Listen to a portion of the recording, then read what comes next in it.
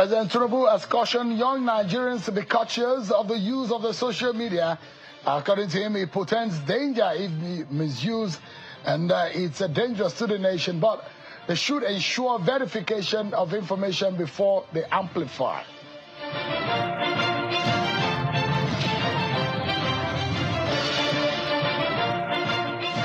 An INEC has announced date for the commencement of the nationwide voter registration exercise.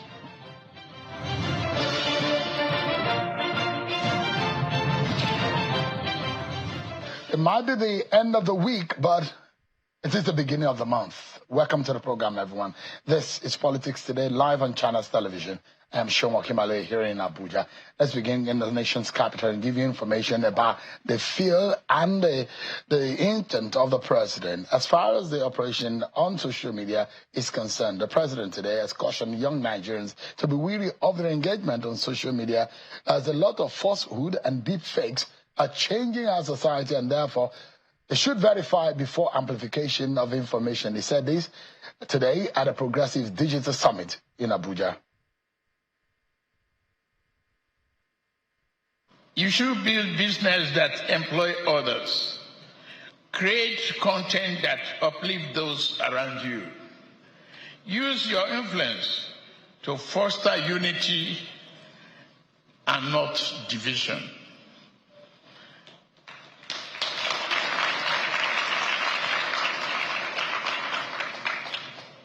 We are in a world where disinformation spread easily. Verify before you amplify, please. Let the digital space reflect the value that binds us together as a people. Honestly, compassionate, discipline, and patriotism. Patriotism is not about slogans and political theater. It is about what we contribute to the common good. Every gap and every app you design, every story you tell, every brand you build is a statement to the world about who we are and what we stand for as a nation. Tonight, we're getting deep into the heart of our nation in terms of its politics and its economy. So stick around with me. This is not one of the conversations you can afford to miss. If you want to step out, this is not the right time. Stay. Just tell them they should put on your generator if you don't have electricity, and stick around with me, everyone, for tonight. But first, let's serve you with some of your political roundup stories.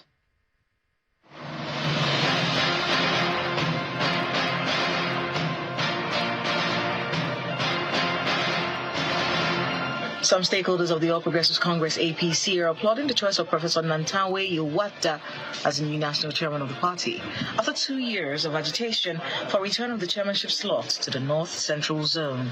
At a special session held in honor of Professor Yowata in Abuja, the stakeholders, including the Minister of Mines and Steel Development, Dele Alake, and his counterpart from the Ministry of Special Duties, Zephaniah Gisalo, and members of the National Working Committee, urged the new chairman to promote the unity of the party ahead of the 2027 general elections. The national chairman, Professor Nantawe Yowata, while appreciating the stakeholders, says he doesn't see his ascension to office as a personal victory, but a call to duty, and promised to run an inclusive administration irrespective of zones and other differences. I've seen their commitment in every action they've taken. Every step has shown that at the NWC, we don't have any form of division, we don't have any form of groups, we don't have any form of fragmentation. Therefore, I want to duplicate the same thing at the state level. Ensure that the states are not fragmented. A parallel leadership has emerged in the African Democratic Congress as one of the former deputy national chairman, Mr. Nafiu Bala, declared himself as the interim national chairman of the party. The latest development comes after the interim leadership of the party, led by former Senate President David Mark, was sworn into office by the party's National Executive Committee. As the federal government continues to roll out reforms aimed at improving the nation's economy, a former Minister of Sports and presidential spokesperson, Sunday Dare, is asking members of civil society organizations to constructively interrogate government policies. At the first National Civil Society Summit organized by the National Civil Society Council of Nigeria, Mr. Dare says the need for civil society groups to shun acts of confrontation has become imperative in order to fast-track the development of Nigeria as a nation. The civil society, under democratic governance, as bridge builders. And the question arises, and I will be provocative. Are we building the bridges, or are we attacking those bridges and destroying them? And ahead of the governorship election in Anambra State, some people from the Central Senatorial Zone are giving their support to Governor Chukwuma Soludo's re-election bid due to what they describe as his impressive track record of achievements and transformational leadership. At the stakeholders' engagement at the Dr. Alex Ekweme Square, Oka, several stakeholders in the zone commend Governor Soludo's vision to transform Anambra into an economic hub, citing his strong leadership and commitment to lasting development.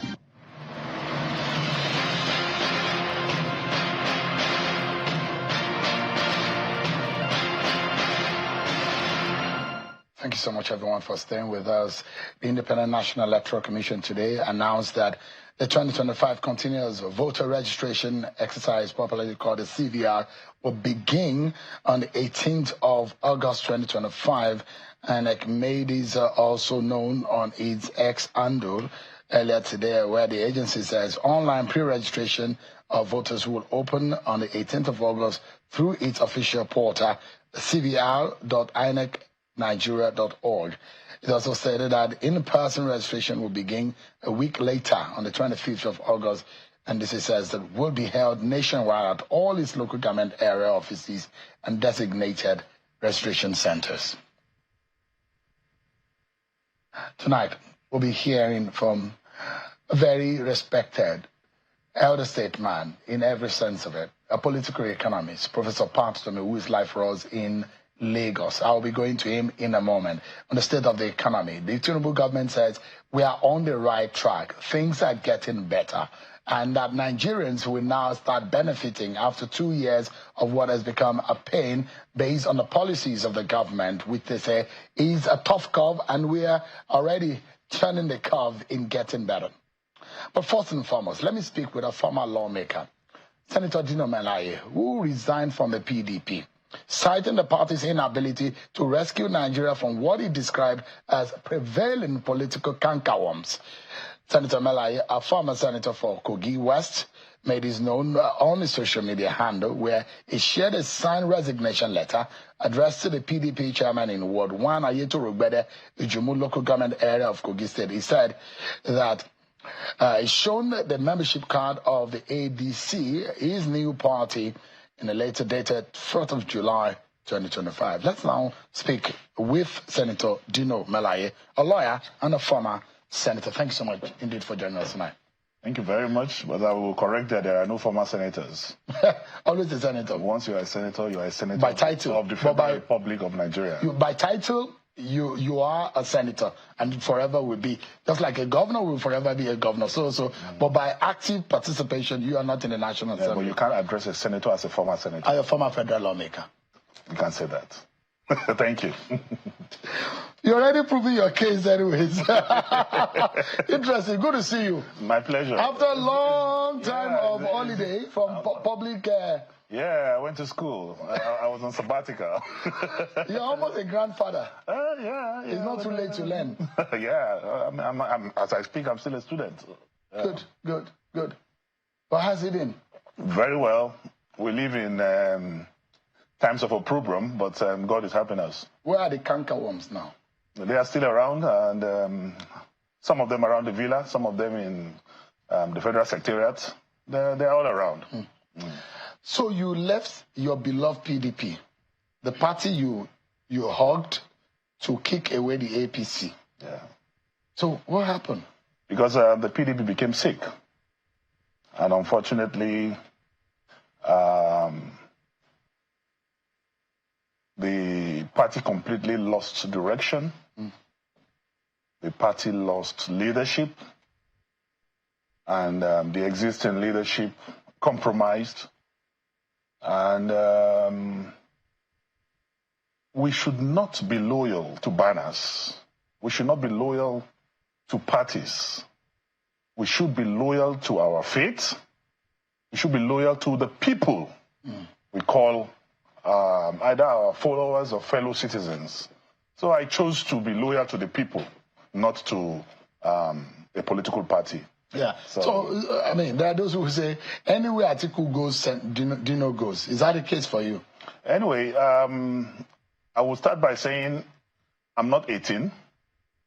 And I've won elections in this country to the House of Representatives, to the Senate. If there's convergence of ideology with Atiku Abubakar, it's a fantastic thing. But I'm a man of my own. You've had friends, and you don't hide your friends. Not at all. Bukola Saraki, you always show when you were both in the Senate. It's my friend. He's your friend. It's my friend, and he's still my friend. And you've, of course, you've dumped him in the PDP. You left him behind in the PDP. But you have. Bukola Saraki ran for presidency. I didn't support him, and that did not have any negative concomitant effect on our friendship. And you don't regret not supporting your friend? No, at all. That's what I'm telling you. You picked Atiku over Bukola. That is what I'm telling you. That yeah, I will rather be. It is greater to be loyal to humanity than to be loyal to your friend. Because at the end of the day, it is the people that matter. And I move with the people. So Atiku is your man any day, anytime? Atiku, I have, by the grace of God, indestructible relationship with President, maybe so, Vice President Atiku Abubakar. But that does not mean that I do not have my own principle as a human being. I do not have my own ideology as a human being. And when Atiku is not doing the right thing, I will say so. In fact, any human being at all, for that matter. But I share a very strong political relationship with Atiku Abubakar, and there's no regret. So you didn't follow him to the ADC? You on your own volition? I am a member of the ADC. I follow no one. I only follow Christ. Yeah, but I have political relationships. You follow Christ? Yes. Just because you are Daniel? I follow no one. Are you a Christian? Not because I'm Daniel, but because I've been purchased. By our Lord Jesus Christ. So you know God. Wow. People will be surprised. This guy knows. No. This guy knows God. It is you that actually need some celestial touch to understand the things we Christians understand. It's established. By the way, my other name that you don't know, by the virtue of this conversation, I'm Andrew, actually. You may be Daniel. The Andrew in you is Eden. Jokes apart. Yes. Will you be supporting Atiku for president in 2027? At this stage, honestly speaking, I do not want us to put that in the front banner. Especially those of us in the ADC. We need to create a comfortable, stable platform. And I believe that platform will produce the candidate that will unseat President Ahmed Bola Tinubu in 2027. But to start talking about, I have made it a point of duty that I will not be talking about a presidential candidate or presidential aspirant or preference for anybody until we get the party completely stabilized and organize a transparently honest convention. But how do you do that? That will produce a presidential candidate of the ADC who, by the grace of God, will kick. How do you do that? Because a lot of people already said the stage is set, that this looks like an Atiku vehicle of running for election, the ADC. Anyway, Atiku is yet to declare his intention to run for the 2027 election. Atiku is yet, but what Atiku is doing is rescuing this country, bringing together men of honor and valor to ameliorate, to correct, to palliate the satanic manifestation of the APC in this country. Which you helped bring to power. Once I was blind, now I can see. So you regret helping APC and going to the podium. You were the MC of of most of the. You spoke Hausa, you spoke regret Igbo, in you spoke totality, Yoruba. just like you every day, through the Lord's Prayer, confess your sins and ask for forgiveness. Every day you do that. Catholics go every day, they confess their sins. So you regret ever being associated with the APC? Anyone who has moved with the devil, anyone who has moved with an unholy tendency, definitely should regret it. How would you describe the APC as devil? The APC that says that he wants to straighten the path for Nigerians, APC that says that their policies are for the average Nigerian people to make their lives better? Sheung, if not because of your job here in channels, if not because of codes of operation, if not because of some tenets and doctrines of operation as a journalist, you don't need a prophet to tell you what is happening in this country. You don't need anyone. It is visible even to the blind and audible to the deaf that we are in a precarious situation in this country like we have never been. It has never been this disastrous. It has never been this terrible. The hunger in the land is shattered. People are dying of malnutrition in the rural communities of this country. People are beginning to visit garbage centers to look for crumbs and food. Take a trip today to your village and just announce that you want to share 2 bags of rice.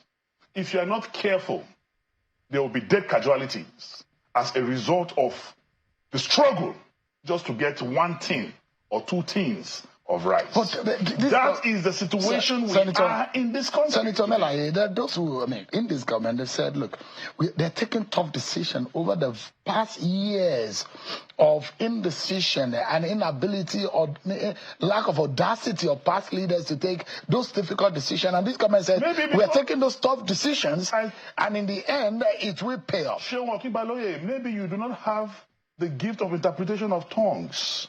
APC speak in tongues. And what they are telling you, that they are taking tough decisions, they are telling you that we are putting you Nigerians on a tough. We are taking you through rigorous struggle. We are taking you through hunger. We are taking you through malnutrition. We are taking you through insecurity. We are taking you through problems like we have never seen which in this could country be momentary, and at the end of the day, we'll be better off instead of kicking the can down. At the end of the day, when you have a roadmap, when you are using a GPRS, you are likely to get to your destination. But APC and this government is a car being driven by a drunken driver. The possibility of getting to your destination is not there. So you don't see hope, even when they are preaching renewed hope. What they meant by renewed hope is renewed hope for the hopelessness, for the hopeless. In the sense that those who believe in hope, they are announcing the obituary of hope to hopeless Nigerians. What I can tell you categorically is that you are an investigative journalist. Go to the streets of Abuja.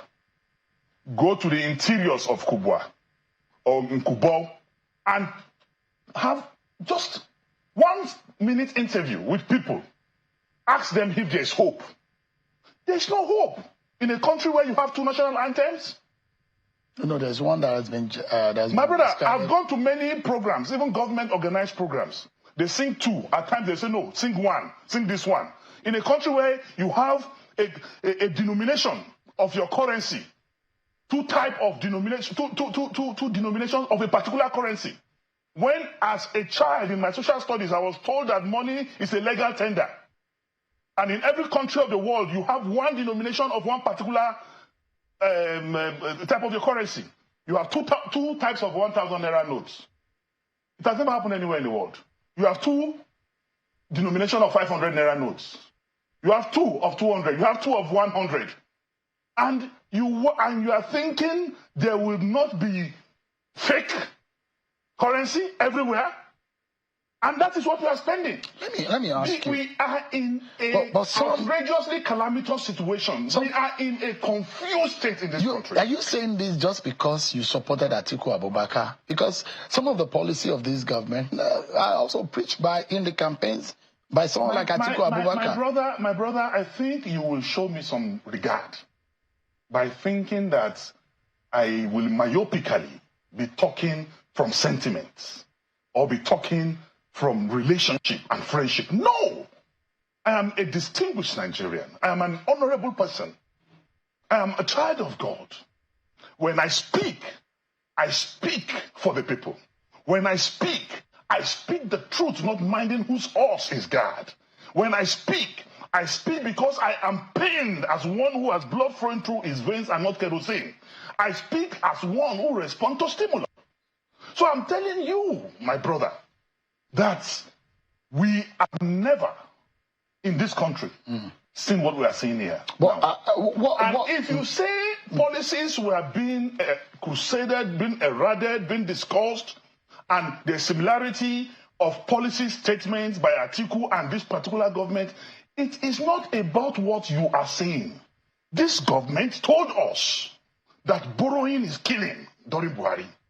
This particular government at inception said they are not going to borrow because we have overborrowed. But today, as I speak to you, the same government, in fact, Nigeria is a chartered borrowing nation. We have so much borrowed, and I am yet to see what we have seen. All right, and as I'm speaking with you, in the next 2-3 budgets, Nigeria will be spending 100% of our revenue on servicing debts. Let me ask you quickly. This ADC, what makes it different? Because I saw a lot of you who are there, former PDP, former APC. Why should Nigerians think differently about what you are bringing to the table? Why Nigerians should think differently is that once there's an altar call in the Church of God, only those who are emotionally affected, only those who have conscience, only those who are ready to leave darkness and move to light, respond to altar calls. So ADC is an altar call. It's a national altar call. And those of us who have conscience, those of us who believe in a new order, those of us who want to see a Nigeria where we will be able to answer questions from our grandchildren, who will ask us in the next, maybe when we are 90 and toothless, that when Nigeria was getting bad, Grandpa, what did you do? We want to be able to say we did A, B, C, and D. Not everybody in ADC. Yeah. Understand? It's a saint. But, Senator, what I am telling you is that everybody who moved into ADC is concerned about Nigeria. Let me ask you. Is concerned about hunger. So you think that PDP cannot be an opposition and is not veritable enough to be able to fight or contest the election against the APC and Bola Tinubu? PDP has been purchased. By who? By APC. Who exactly in APC? PDP is a parastatal of APC. Really? PDP is a department of APC. In fact, they take dates for NEC meetings and dates for when to have NWC from the villa. When they have more than two digits of governors, they control that PDP controls states. They have governors. They are leading opposition in the National Assembly. Just look at the number of governors in PDP today. Are these governors acting like opposition governors? It's a question I'm putting up to you. You know the role of an opposition, and you know how powerful Nigerian governors are. Are they playing opposition role as governors? And those who are remaining in PDP are holding forth for APC. PDP is saying that they will fight and rebuild the party. The likes of Professor Jerry Ghana, the likes of Babangida Aliyu, the likes of Bukola Saraki, the likes of Sheyi Makinde, all of them. With respect to my uncle Babangida Aliyu, you heard him just 2 days ago saying that on Arise, he said, if we can tolerate Buhari for 8 years, then we should tolerate Tinubu for another 4 years. Is that the voice of an opposition person? Is that a statement coming from somebody who is not a member of APC? So what I'm telling you in essence is that we live in precarious times. We live in times of vicissitude and vacillation. We live in times when the devil determines the next menu for his children. And what we are seeing, if not abated, my brother, there will be Benge in this country. Senator, tell us, in all of what is going on in Nigeria today, and I look at your state, are you still hoping that you will contest for governor in Kogi State? Like I said, when you asked me if I will support Atiku's presidency, we personally, I am not talking about contesting anything for now. No what ambition we need for governor? As I speak to you now, that is not my primary preoccupation. But what about the issue of... What is important to me, to you, to every Nigerian outside there, to the Mekose, to the Megoro, to the Baduku, to the farmer, to the Pamwan Tapa in Umuleri, what is important now is for us to build a platform to rescue Nigeria from APC. What are those who are saying that it's going to be a tough call? It is not going to be. To be able to defeat It is not going to be. He has never lost the election before. There are 85% of Nigerians that are hungry. So it is Nigerians versus APC. Tell any northerner today, all these people shouting to APC and Tinubu, they should brand a car APC and drive it. Drive the car from Kaduna to Kano, branded, and then come back. I've advised a lot of my friends who are in APC, because I have a lot of good friends in APC, and I've advised them recently that before head helmets, before it becomes expensive, they should go and buy. Because what we saw in Gombe and what we saw in Kaduna, Nigerians are angry. Ojo Kutamaro. Do say there will be Senator, a lot of crisis, Senator, because hungry people are angry people. Would you say that it would be fair that the presidency should go to the south in 2027? My brother, I am not here to preach south or north. I'm here to build. My brother, there's a popular Yoruba proverb. It is now your roof cannot be on fire. Understand? And you say you are snoring. That is disastrous. What we are praying for now is to have a platform that will help us to reorganize this country. That will help us to accompany Bola Ahmed Tinubu and all the present occupants of the villa, including those staying in the boys' quarters, to leave. Senator. Because that is the only solution to the national calamity we are going through. A lot of people know you as a senator, now as a lawyer, but there's a part of you that we have not seen much recently. Although I know you are a supporter of a failed football club in England. I beg your pardon? Arsenal. You and Bukola Saraki, you're a supporter of Arsenal, and it's shame. I mean, my younger brother too is a supporter of Arsenal. We can take you as IDPs into Chelsea, a Chelsea football club. Number two, leave that story. Chelsea was number one on the table. We all qualified for Champions League, but let's leave that. And you are not a spare part dealer. I'm surprised you are supporting Chelsea. But what we have not seen much is you have a family member who imports electronics. Your ability to sing. We've not seen that lately. My brother, you have an album for what you are going through right now. You can only speak. You cannot sing. You can only sing when the environment is okay, when the country is okay, when there's security. You will be happy and you sing. But when every day you go out, tune your TV, is stories of doom, kidnapping, 100 killed in Maiduguri, 77 killed in Makurdi. Under such situations, what do you want to sing about? The only song we sing now are burial songs. till we meet again, till we meet. Those are the songs we are singing now. Songs of sorrow, songs of bitterness, songs of darkness. And that is why we are saying that change, genuine, must come. Senator Dino Melaye, thank you so much indeed. And I wish you and your friend in the ADC the very best. Thank you very much. Thank you so much. Senator Dino Melaye, a lawyer and a former federal lawmaker who represented Kogi State in the National Assembly. It's always a pleasure. And it's good to see you again. The pleasure is mine, yeah. The last time I saw you, you were not all white bearded, but now something I am back and we'll fire from all cylinders. And APC should be ready because we will speak. We will protest where we need to protest. We will ask questions where we need to ask questions. Yeah. Nigeria belongs to all of us. Thank you so much indeed. Let's take a break, everyone. But when we return, we're speaking with Professor Pat Utomi, a political economist who has an idea as against what is going on in the country. He has fears that things are being run badly and our nation is on a bad trajectory. We're asking, what is the way out? Stay with us. The Tinubu economic direction and the way forward for Nigeria.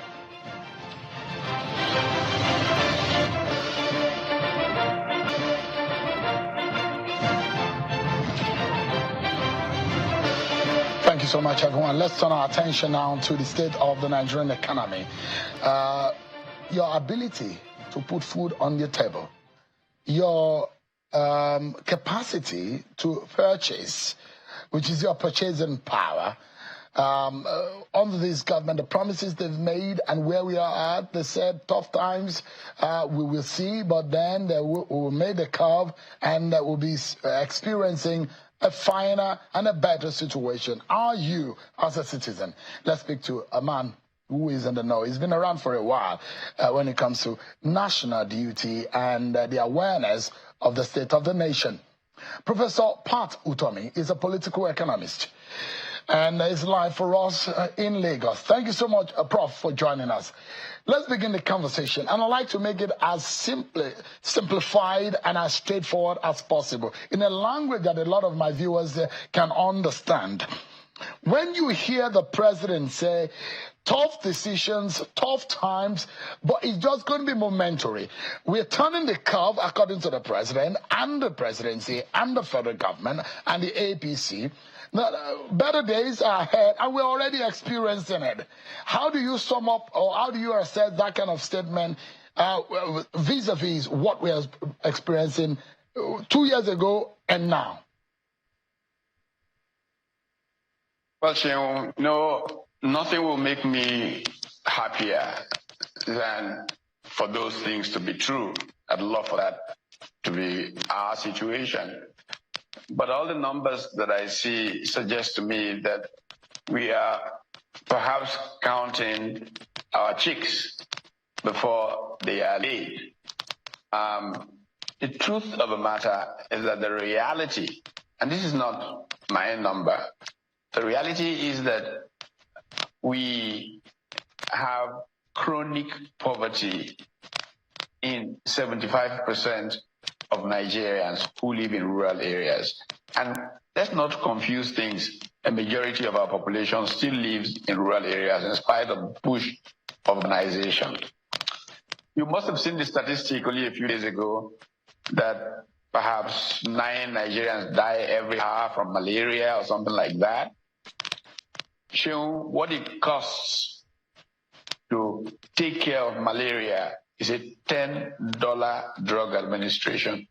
If we are losing those many people because they don't have $10 to stay alive, it gives you a better sense for the reality of the Nigerian condition. And then, by the way, the measure that I know of in all democracies of how well things are going is job creation. If you don't have more jobs being created, all talk about progress is really high. And in these days of government by propaganda, you've got to look at statistics when they're thrown at you.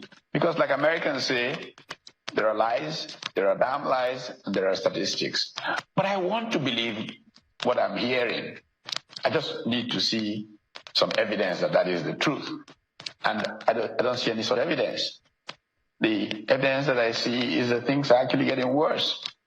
And I understand politics and propaganda, but I think that the sooner we can get together as citizens, statesmen from the same country, in the quiet of some room and speak truth to each other and use it to work, the easier it will be for us to save our country. But Prof, our country does need saving. Prof, let's look at, you're talking about the numbers. The statistics and the data available shows that there is a rise in revenue. 14.9 trillion revenue was collected. This year, Prof, can you hear me, sir? Yes. There is a rise. I hear you. Yes, I hear you. Yeah, there is a 49% increase from the amount collected in 2024. That's about 14.9 trillion collected by the FRS in the first 6 months of the year. Thank you, Shehu. A rise, That is the wrong statistic. Rise in revenue is killing the economy. Do they not understand that? Ask any trader today to ask you how much they can bring through the ports. The desperation for a rise in revenue means that every container is being surcharged, I don't know whether it's 18 million or 80 million or some number of that nature. Many pharmaceuticals, I just talked about malaria and how people are dying from it. Many pharmaceutical importers have very thin margins on their anti-malarials and all of that. Come through the ports in this desperation for revenue, and they get hit with tax on each container. It means that they can't import a new set of containers of anti-malarials. It means that whereas government's revenues are going up and they are going to politicians to squander, the Nigerian people have no possibilities of a better life. This revenue thing needs to be put in context and understood. To use revenue as evidence of progress is not to understand economics.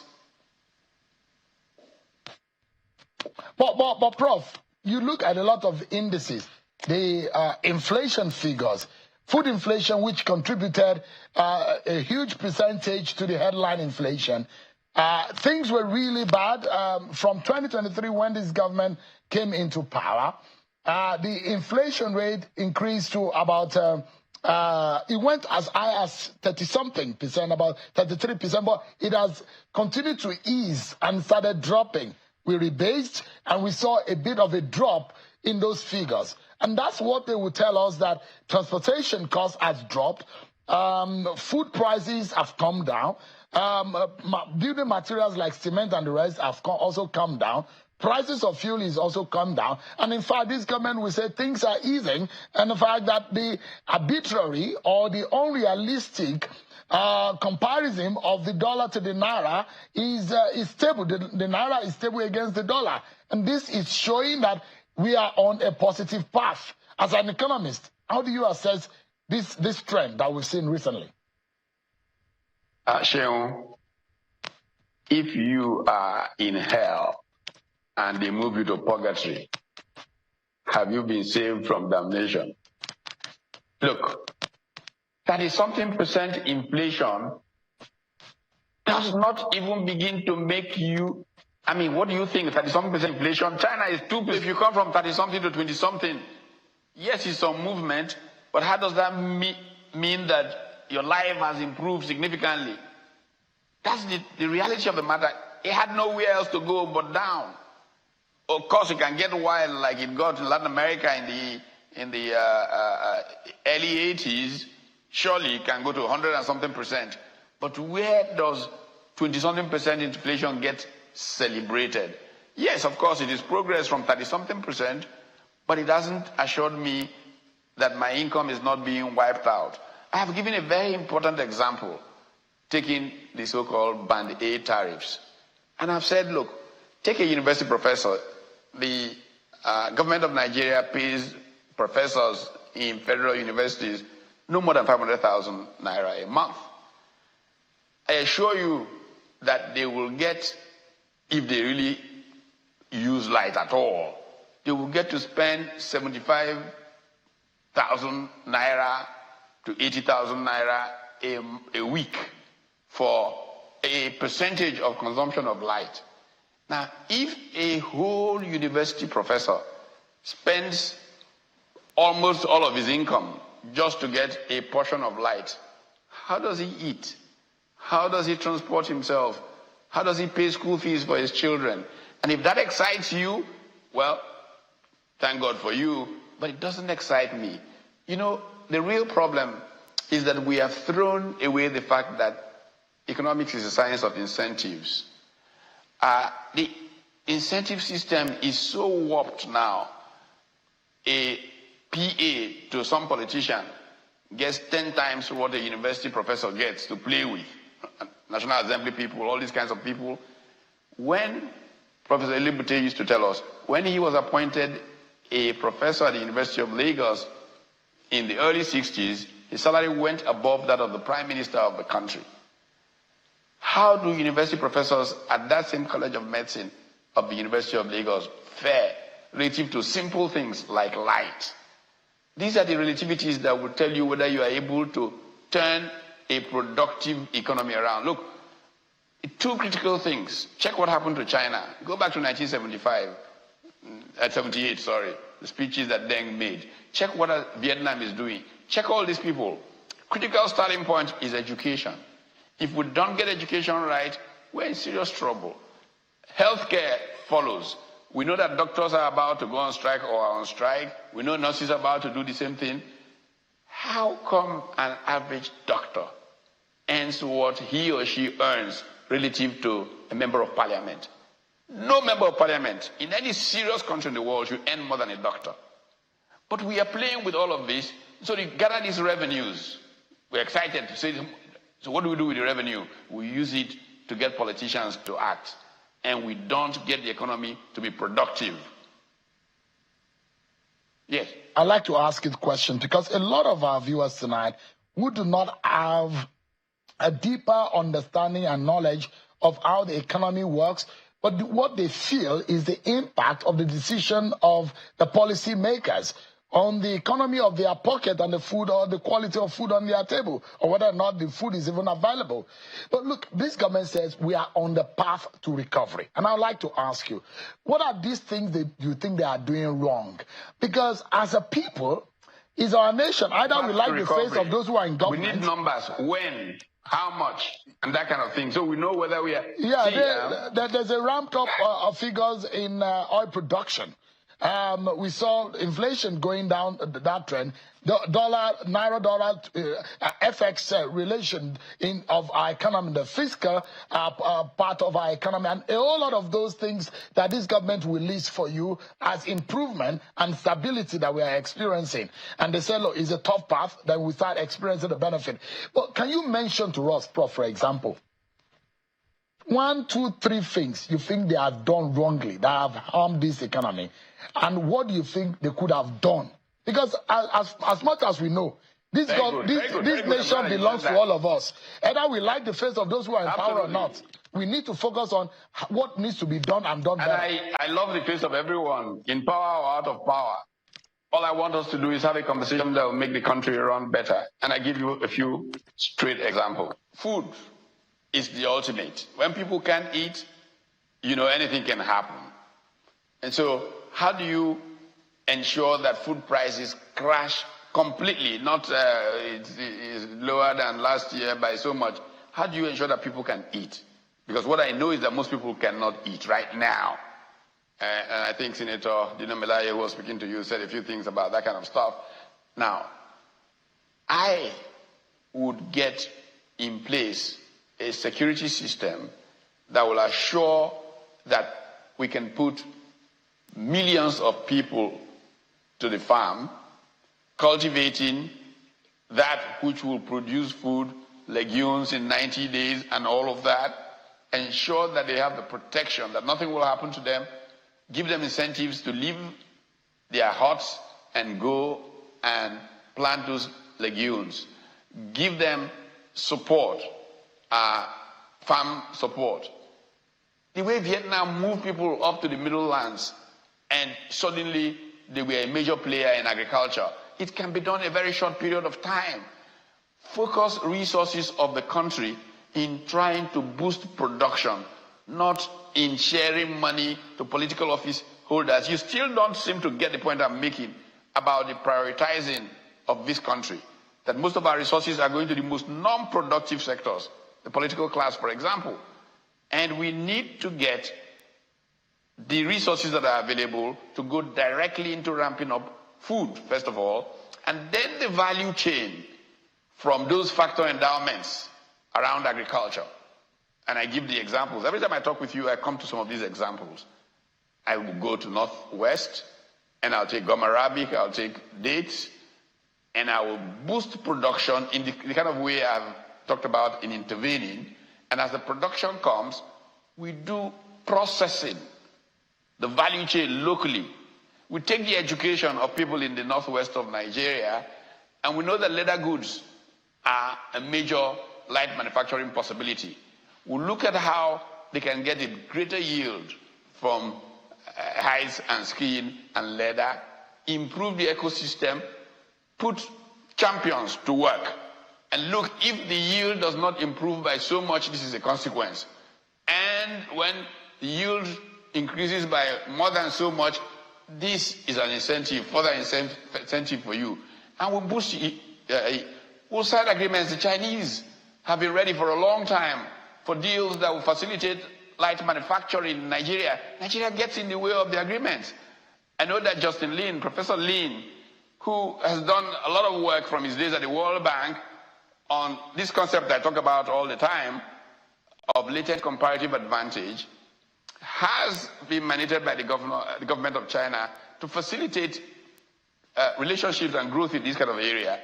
But we can't act well and quickly enough and seriously enough to enable that to move forward very quickly. I mean, you talked about oil. Price of oil has gone up. Hey, I spent the last couple of weeks with oil people just talking about the environment of oil. Nigeria is nowhere near Oman in attracting investment into the oil and gas sector, whereas Nigeria is much more endowed than Oman in hydrocarbons area. But we can't seem to manage the confidence of the investing Prof, give me a moment. Or the investing world in oil and gas. Give me a moment, Prof. I'd like to ask you more questions, but I need to take this break, and we'll be right back.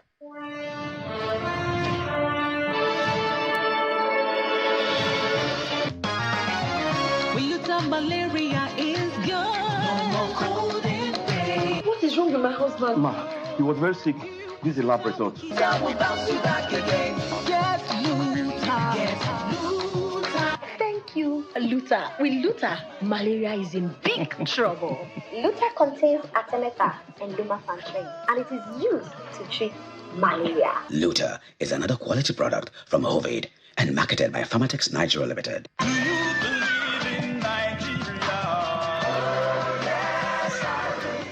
Nigeria coat of arms, a pride of our nation, the symbol of our sovereignty.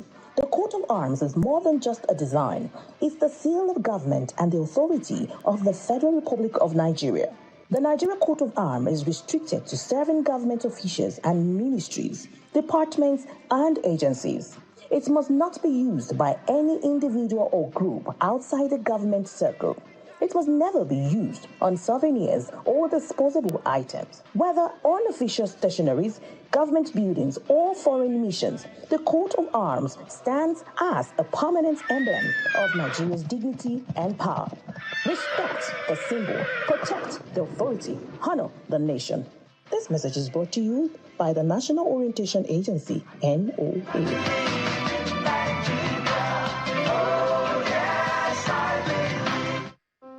As a little girl, I lit up every room with my presence. But as I grew, a shadow crept in. Little by little, I began to retreat from the warmth I used to share. With each reflection, images stared right back at me, so much that I longed to find brightness once more. Just then, I found Cosmo. With every stroke, Cosmo was everything I needed to shine. Not just did Cosmo haircare products revive my hair, it reconnected me with the woman I had always aspired to be. From childhood dreams to grown-up goals, my radiance is reborn. with healthy, luscious hair. Thanks to Cosmo. Cosmo, for the love of beauty. Marketed and distributed by GVS Cosmetics.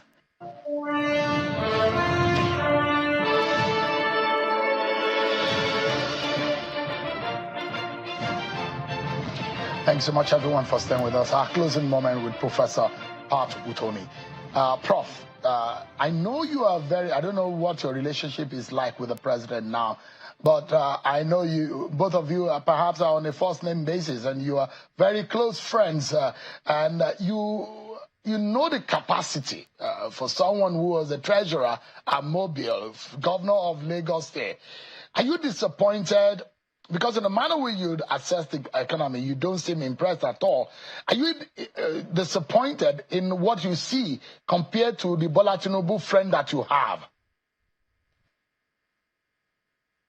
I think that, it's always easy to bring theater and politics, together. The state Nigeria is in is beyond theater.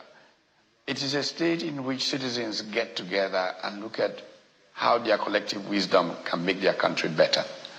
I think that what is important today is that all of us, friends, not so friendly friends, and co, sit down and say, look, our country is in trouble. We need thought that will make things go forward.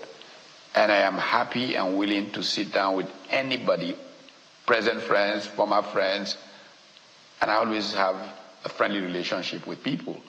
I have no quarrel with anybody at all, but we need to talk about what's best for our country. The problem we have is a triumph of politics.